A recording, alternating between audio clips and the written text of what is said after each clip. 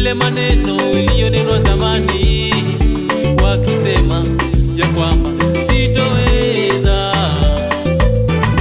Ila siku ya leo mimi nakuja kwako nikiomba Baba utende jambo, nyamazisha midomo yao walionena